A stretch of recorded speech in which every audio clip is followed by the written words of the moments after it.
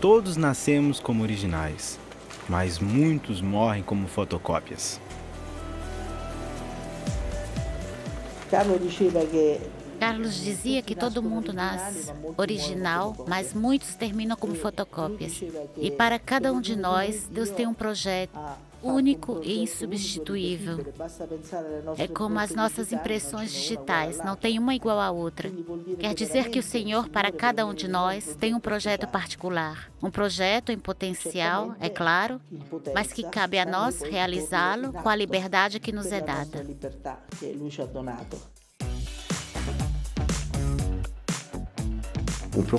Nós podemos entrar no céu com um laptop em mãos, podemos entrar no céu com as telas que carregamos e também podemos pensar que hoje a santidade não acabou e que a igreja vai nos propor novos modelos. E este modelo que o Papa Francisco nos propõe é o carro.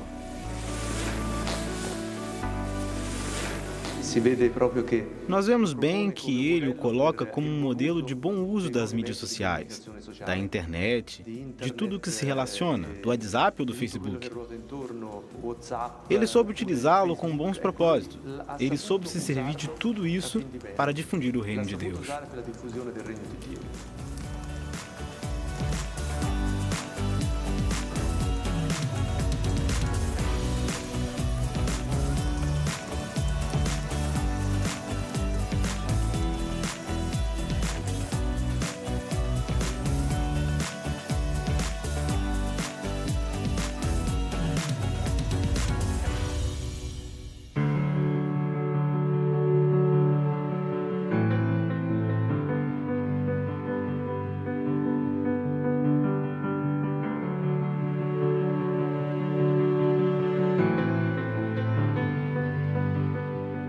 Carlos é vraiment le saint ordinaire. Carlos é realmente um santo comum. Carlos é aquele que põe em prática a frase que Madre Teresa dizia: não podemos fazer nada de grande, apenas pequenas coisas com um grande amor. Ele nasceu em 1991 e teve uma vida completamente comum. Ele foi ao maternal, à escola e depois ao colégio. Carlos, um menino que cresceu em seu próprio bairro. A gente pode ir à escola, se entediar, caminhar arrastando os pés. Mas Carlos, quando ia à escola, era a ocasião de encontrar os zeladores, as pessoas que estão ali e que ele cruzava pelo caminho. E para cada uma delas, ele tinha um sorriso, um olhar especial.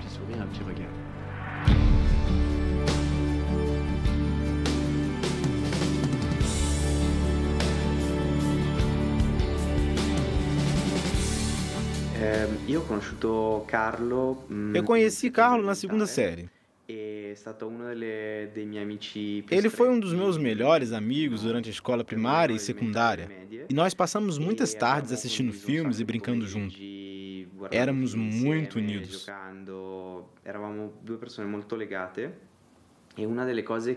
Uma das coisas que eu sempre gostei nele é que ele era muito simples e nunca julgava ninguém.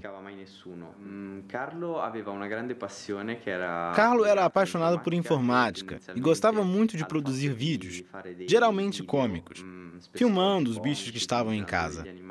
Fazia vídeos engraçados e então, como eu não era nenhum expert em informática, ele me mostrava seu produto concluído e os vídeos eram muito engraçados. Ed erano dei video parecchio divertenti. No! Dai, fa anche la depressione. Avanti alla terra sotto le scarpe.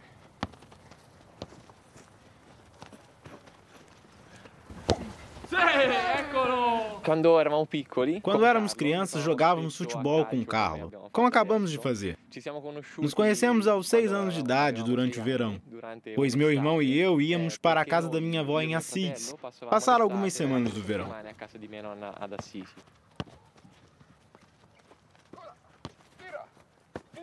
Mio fratello aveva 12, 13 anni. Meu irmão tinha uns 12, 13 anos e, com frequência, como acontece entre irmãos, ele me maltratava.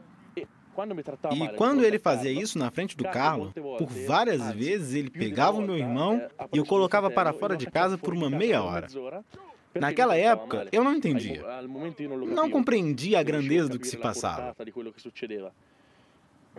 Pouco a pouco, eu percebi que ele era uma pessoa especial.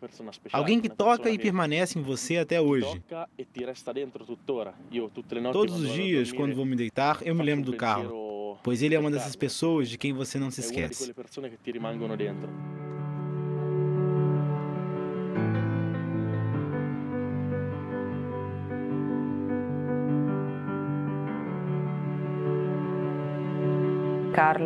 Carlo tinha uma sensibilidade diferente sobre a religião, mesmo quando éramos crianças. Meu irmão e eu, contrariamente a Carlos, tivemos outra educação. Mas Carlos, preciso dizer, tentou nos orientar para algo um pouco mais espiritual. A gente era criança e nosso objetivo principal era brincar e se divertir. Mas quando a gente caminhava em Assis, uma cidade rica em igrejas, uma cultura espiritual e religiosa, ele gostava de nos levar às igrejas simplesmente para visitá-las.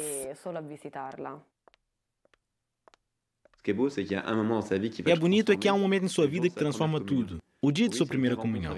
Para ele é um verdadeiro encontro com Jesus. A partir desse dia, ele pede aos pais para ir à missa, não apenas uma vez ou outra, no Natal ou na Páscoa, e nem mesmo só aos domingos, mas todos os dias. E é uma decisão que ele toma e a qual ele permanece fiel até o dia de sua morte. Carlo passa a se nutrir todos os dias da Eucaristia, e esta amizade com Cristo Eucarístico nutre a sua vida. A mãe de Carlo, que não era muito engajada em sua fé, que por vezes tinha uma relação superficial com a fé cristã, se deixa converter pela fé do filho, e ele mesmo ajuda sua mãe a se tornar catequista.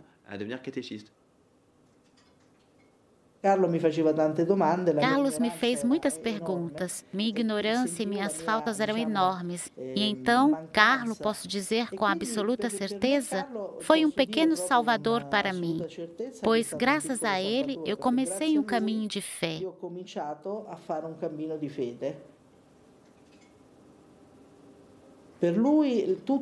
Para ele, o objetivo era encontrar Jesus na missa. Apenas para vocês entenderem a que ponto isso acontecia, quando nós viajávamos, a primeira coisa que ele pedia era para saber onde era a igreja mais próxima, para poder assistir à missa e não faltar a esse encontro com Jesus que ele tanto desejava. Ele dizia que nós éramos muito mais sortudos que aqueles que viveram há 2000 anos ao lado de Jesus, pois agora bastava ir à igreja mais próxima e nós tínhamos uma Jerusalém ali. Para ele era evidente que Jesus está realmente presente no sacrário.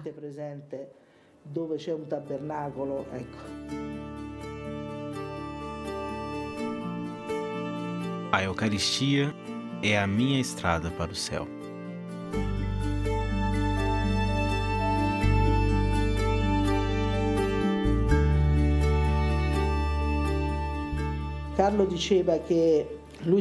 Carlo dizia que ficava surpreso de ver pessoas pegando filas quilométricas para ir a um show de rock, a um jogo de futebol, ou mesmo ao lançamento de um filme.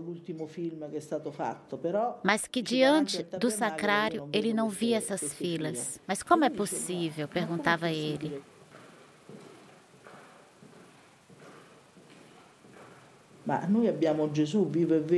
Nós temos Jesus vivo e real no tabernáculo. E ali ninguém faz fila.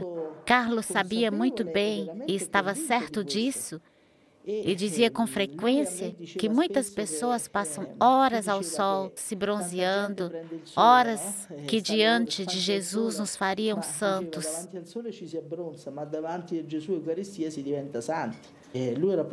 E ele estava muito convencido de que essa relação com Jesus eleva a nossa alma, nos transforma e nos ajuda interiormente. Quando fazia a adoração eucarística, ele dizia sentir verdadeiramente essa forte presença de Jesus em si, que ele era como que aspirado no sacrário.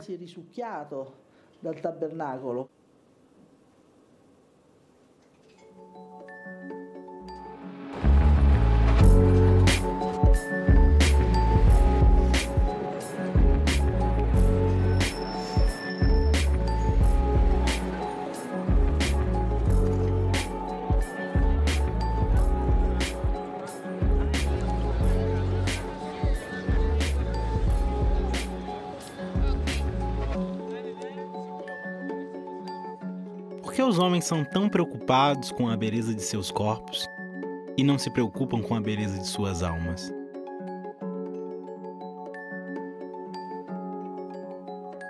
Carlo vit pas dans sa bulle. Carlo não vivia numa bolha. Mesmo sendo filho único, ele não era sozinho no mundo. Quando era adolescente, ele se engajou muito rapidamente com os frades capuchinos e fazia os percursos com ele. Servia comida aos pobres em Milão. Quando já jovem, ele teria se perguntado: como é que eu faço para servir ao próximo com 12, 13 anos? Eu só tenho minha gorjeta. E ele não ficou esperando até conseguir grandes meios. Partilhava do pouco que possuía. Como diz Madre Teresa de Calcutá, comecemos fazendo bem em nossa própria vizinhança. Ele levou essas palavras muito a sério. Nós moramos no centro de Milão. Próximo à nossa casa havia moradores de rua que dormiam sobre o papelão, que tinham frio, e ele se organizou com o empregado da casa, Rajesh, para levar a eles toda noite uma parte do jantar. Com sua gorjeta, ele comprava sacos de dormir para distribuir em vez de comprar seus jogos ou outra qualquer coisa. Para Carlo, cujo melhor amigo era Jesus, havia algo importante na amizade, que era compartilhar essa amizade com Cristo. Ses parents avaient un employé, il s'appelle Rajesh. Seus pais tinham um funcionário cujo nome é Rajesh, que veio para a Itália para trabalhar. Rajesh disse em seu testemunho que a única pessoa que o respeitou foi essa criança, que não o tratou como escravo, mas como um amigo. Ele realmente queria uma amizade com Rajesh. E essa amizade foi transformadora para ele. Olá, sou Rajesh. Queria vos dizer que muitas vezes chegamos aqui com Carlo para passear. Também com o cachorro.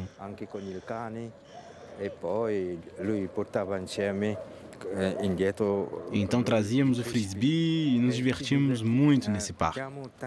Em cada canto que olho, há lembranças. Desde que comecei a trabalhar com essa família, muitos anos se passaram. E, portanto, acompanhei Carlo no jardim de infância, no parque, no McDonald's e, especialmente, na igreja.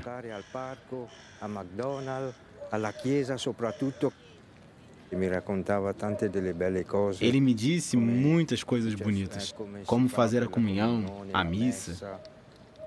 E mesmo sendo pequeno, eu valorizava mais do que o meu professor, porque tudo que ele me dizia era realmente alegre. Era uma coisa veramente de joia que tocava meu coração. Ele me contou coisas sobre o Senhor,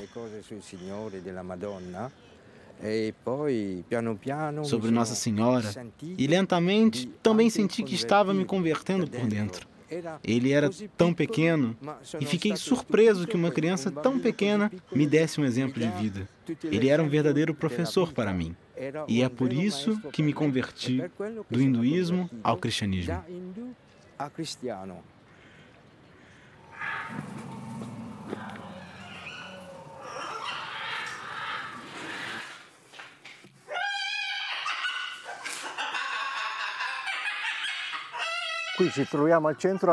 Olá, aqui estamos no centro Carlo Acutis, em Assis.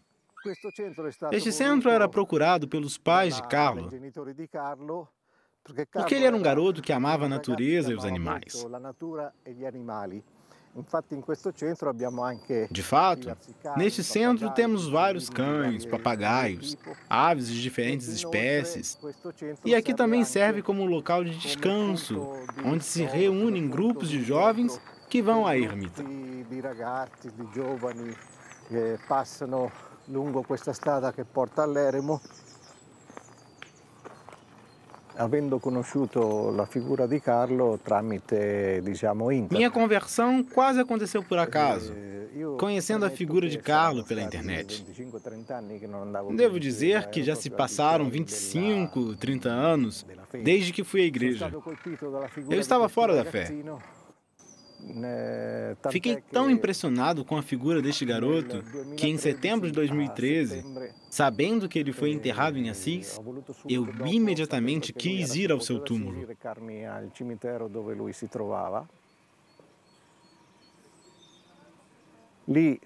Lá fui tomado por uma forte emoção e cheguei a chorar. Ajoelhei-me na sepultura e não sei quanto tempo fiquei lá chorando. A partir dali, minha fé praticamente nasceu de novo. La mia fede.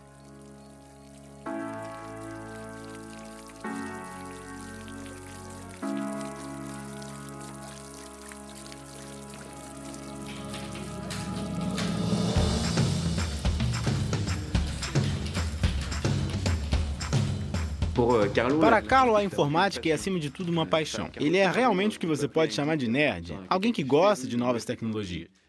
Carlo não tinha perfil em redes sociais, mas tinha um e-mail. É o primeiro santo do céu que tem um endereço de e-mail. Não tinha Facebook porque isso ainda não existia na época, mas ele fazia uso das tecnologias e a maneira como ele as utilizava pode nos inspirar nos dias de hoje. Para ele, as novas tecnologias tinham uma utilidade não só social, mas também missionária. É isso que impressiona. Por 2 anos ele dirá a si mesmo: como posso compartilhar a minha maior paixão com meus amigos?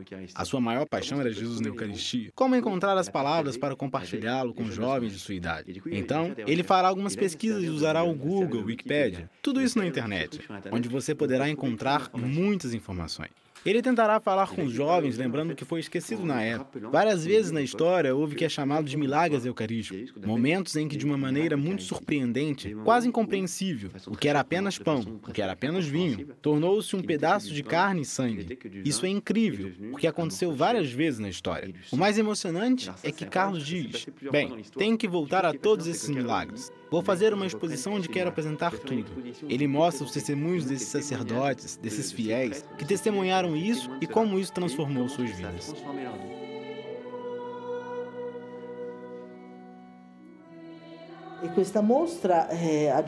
Esta exposição viajou para todos os continentes, Estados Unidos, em mais de 10 mil paróquias, em santuários como Fátima, Barrelemonial, Guadalupe. Esta exposição fez muito bem e continua a viajar. Ajudamos a traduzi-la para vários idiomas.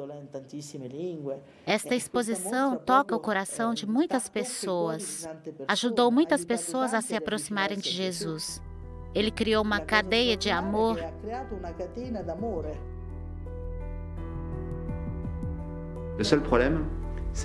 O único problema é que alguns dias antes de sua inauguração, ele começa a sentir um pouco de desconforto. Começa a sentir-se doente, a ter vômitos. E os sintomas ficam tão ruins que sua mãe diz que ele precisa ir ao hospital. Carlo estava bem. Aparentemente, ele não apresentava sintomas antes. E os médicos me disseram que a leucemia de Carlo era silenciosa.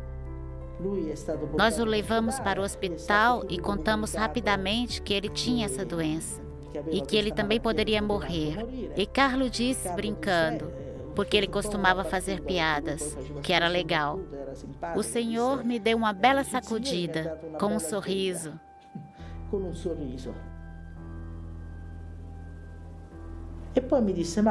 E então ele me disse: mãe, eu não vou sair daqui vivo, mas você verá, eu darei muitos sinais depois. E de fato, Carlo não saiu vivo e em 3 dias morreu, porque essa doença era devastadora. As explosões proliferaram no sangue e ele morreu. Foi muito rápido.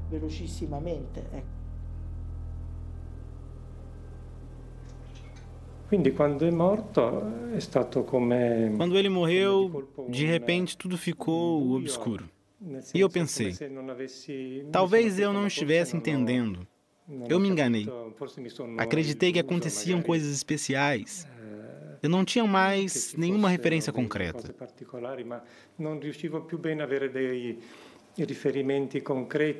Assim você se vê brutalmente no escuro, desprovido de referências, mesmo no que diz respeito à fé.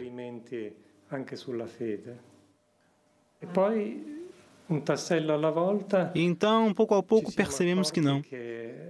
Tudo fazia sentido e fazia parte de um plano. Pouco a pouco, isso nos acalmou.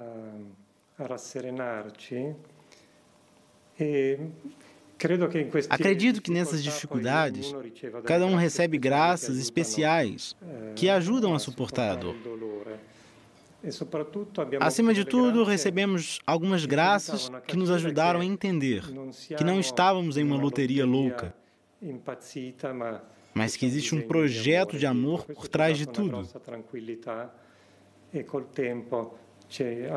Isso nos trouxe grande paz e, com o tempo, me ajudou a curar a dor dessa separação brutal.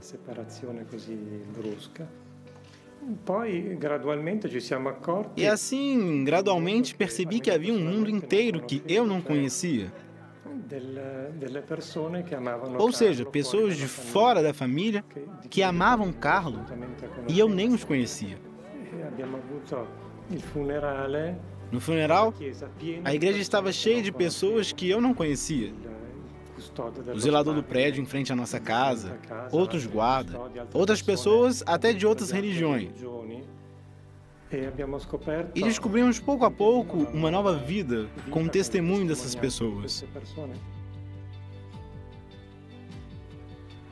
O funeral foi absolutamente único. Foi quase uma festa.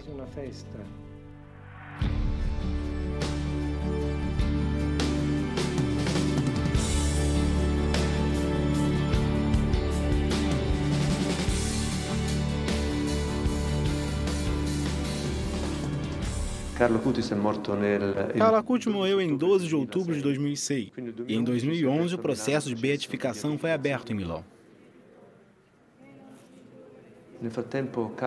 Carlo fez um milagre no Brasil. Trata-se da cura de uma criança que sofria de uma má formação congênita do pâncreas e que se recuperou graças à sua intercessão.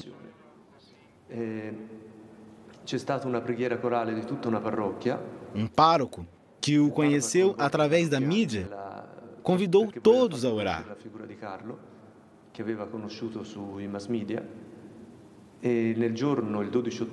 Em 12 de outubro, aniversário da morte de Carlo, ele celebrou uma missa. E no final dela, uma criança gravemente doente, nos braços do seu avô, que orava pela cura, foi milagrosamente curada. Dali è venuta la guarigione miracolosa.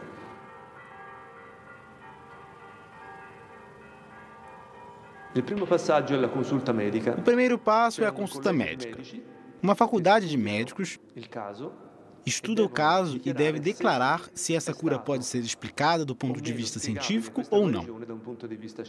No caso de Carlo, foi votado por unanimidade, em 15 de novembro de 2019, que esta cura era realmente inexplicável do ponto de vista científico.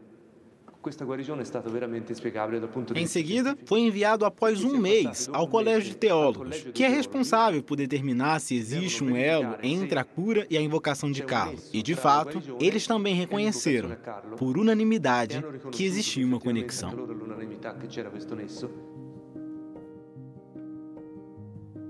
Carlo é verdadeiramente, para mim, o novo missionário deste continente desconhecido, o sexto continente a ser evangelizado. Carlo faz parte da geração de pioneiro. A morte de Carlo certamente me fez pensar sobre o significado da vida. Se Deus existe, por que nos fazemos essas perguntas na adolescência? Por que eu tenho fé? Sou eu quem quer acreditar ou estou simplesmente me submetendo passivamente à maneira de pensar que me foi ensinada?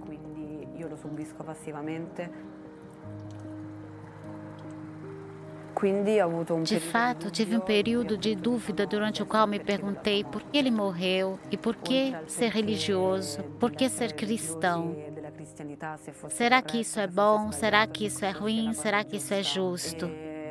Agora crescida, quando penso na morte de Carlo, em todas as coisas positivas que ele fez e enquanto ele hoje ajuda as pessoas, devo confessar que isso também me ajudou. Se antes não acreditava mais em Deus, no cristianismo, na fé e na vida após a morte, devo dizer que agora encontrei tudo isso.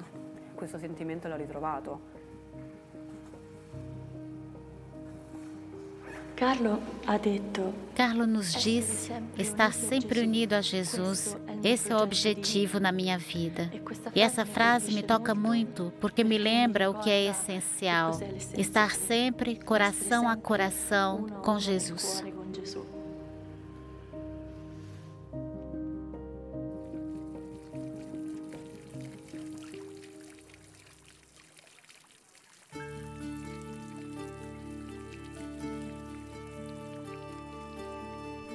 Evangelho de São Lucas, capítulo 10, versículos 2 a 3.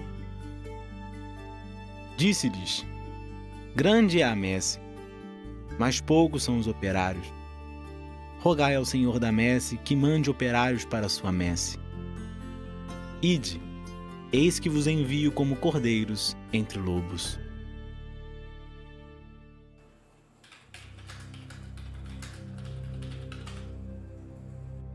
Carlo conheceu o início da internet. Foi um dos primeiros a utilizar essas novas tecnologias a serviço da fé. Dá-nos, Senhor, a graça de sermos audaciosos e imaginativos como Carlo Acutis. Que não tenhamos receio de utilizar todas as ferramentas à nossa disposição para transmitir Teu amor e difundir o Evangelho.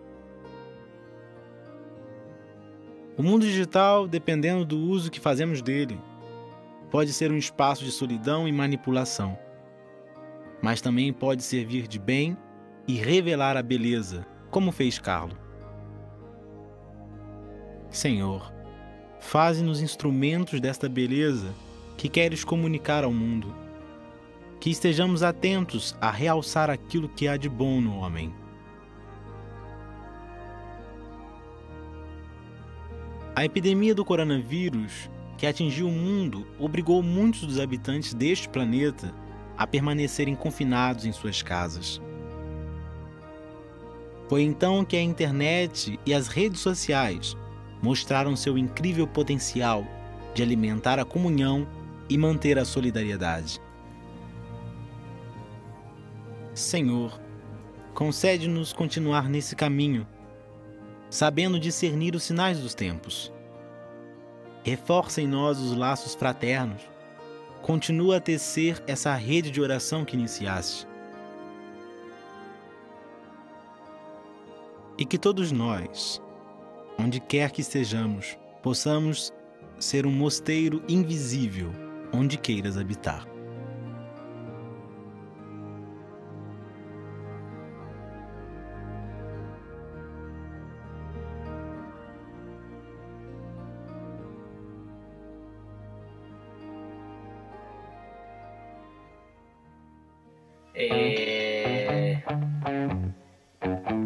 Sono destinata a morire.